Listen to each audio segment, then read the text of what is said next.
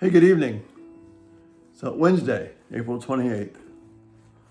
Again, I'm going to finish tonight the thought I started this morning about God's faithfulness to us when we're in suffering. And this passage in Psalm 119, verses 81 to 88, were a huge comfort to me when things were difficult with the treatment of the cancer that I had 6 years ago, and which ended today, 6 years ago, which is why I want to talk about this. In verse 83, we read these words, "Though I am like a wineskin in the smoke, I do not forget your decrees." This passage is especially vivid to me because it reminds me of exactly the way that my throat felt. You would dry out a wineskin in smoke to get it dry and ready to serve its purpose for holding wine. But it was in this area where just all the moisture is just sucked right out of it. And that's the way that I felt here, which is why I had to have the feeding tube and all that stuff. But that's the first part, the reality of it. Both the emotional stress, the spiritual hurt, but also the physical anguish. But then the psalmist says, I do not forget your decrees. There's nothing that's going to happen to me that's going to make me forget the decrees and love of God. And then he talks about persecution from men and struggles that come from that. But in then verse 88, preserve my life according to your love, and I will obey the statutes of your mouth. See, notice the order here. Preserve my life according to your love. Not according to my obedience, not how well I'm dealing with this sickness or struggles that I'm having, not how well I look in the eyes of others, but preserve my life according to your love. See, even here, the psalmist is anticipating the gospel. He's figuring out what all the sacrifices really mean, that they're not ends in themselves, but they're pointing to something greater. So preserve my life according to your love, and I will obey the statutes of your mouth. You see the beauty here of what's being talked about. God doesn't love me because I love him. My life isn't saved because I have been good. My life is saved according to the love of God that he gives to me. And that's the hope that I have. Because when you're struggling with physical pain, when you're struggling with sickness, when something is really emotionally heavy, our minds immediately run, well, you think of some of the bad things you've done. You think of some of the things that you wish you hadn't done. And you feel weighed down by them.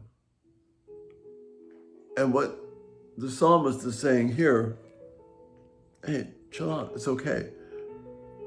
He's crying out to God, preserve my life according to your love, not my attitude, mindset, performance, my deeds, but according to your love. And my response, I will obey the statutes of your mouth. Not to get your love, but because I have been loved. See, that precious thought sustains us when we're struggling with sin or when we are in the ravages of the impact of disease, sickness, and poor health. And that's the balance I want to leave you with tonight. This really special thought. Preserve my life according to your love, and I will obey the statutes of your mouth. You see, we have here the key element of what it means to obey God. I don't obey to earn his presence. I don't obey to earn his favor. I don't obey so that he will be nice to me. Rather, I obey because I have been loved. I will obey because I've been cared for. You know, you see me drink water quite a bit. Well,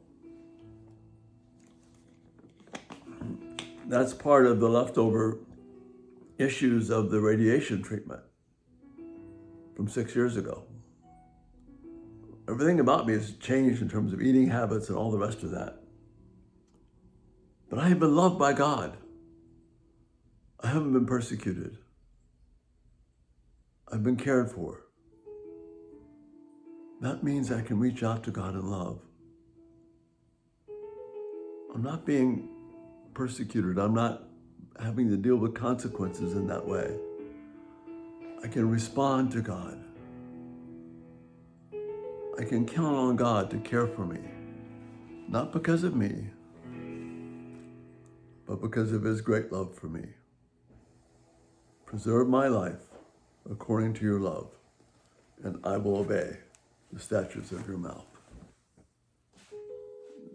Draw your peace this night from the fact that we're loved by God.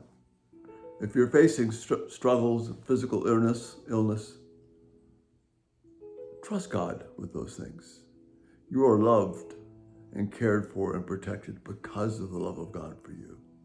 We can't earn it. And when we see it that way, obedience comes from us and flows from us. Because I don't earn it. It's a way of letting God know, you have been so good to me. As Psalm 13 says, because you've been so good to me, I trust in your unfailing love. And that's the thought for this night.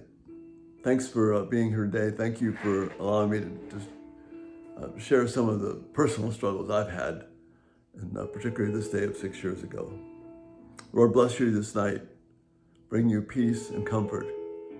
I pray that you would have that great sense of knowing that your life is preserved because of the love of God. There's such beautiful freedom in that. Lord, bless you this night. You have a really good night, trusting him. And Lord willing, we'll see you in the morning. Have a great night. Bye-bye.